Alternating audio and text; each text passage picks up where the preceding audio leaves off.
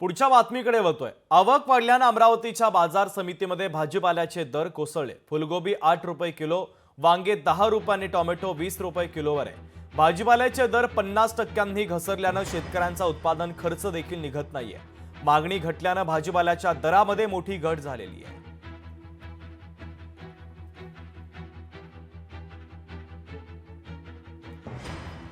दरम्यान याचा आढावा घेतला आमचे प्रतिनिधी सूरज दहाट यांनी। आपण पाहूयात।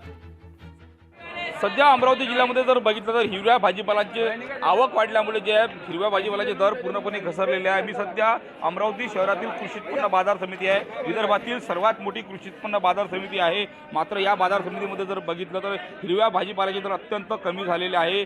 वांगे असतील, कोबी असतील, इतर सर्व हिरवे भाजीपाले अत्यंत स्वस्त झाले।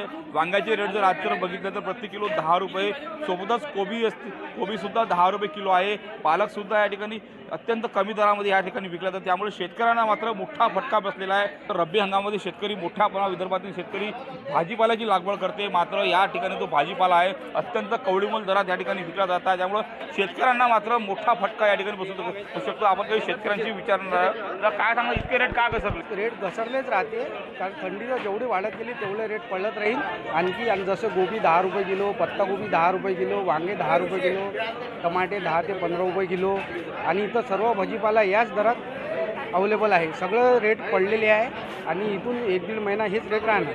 पुढील 1 ते 1.5 महिना अशीच परिस्थिती राहणार असल्याचे शेतकऱ्यांनी व्यापाऱ्यांनी सांगितलं, त्यामुळं शेतकऱ्यांना मात्र भाजीपाल्याचे रेट कमी झाला, मोठ्या प्रमाणात फटका बसलेला आहे। सूरज दहाट, लोकशाही मराठी, अमरावती। लोकशाही मराठी, ऐका, पहा, जागरूक रहा।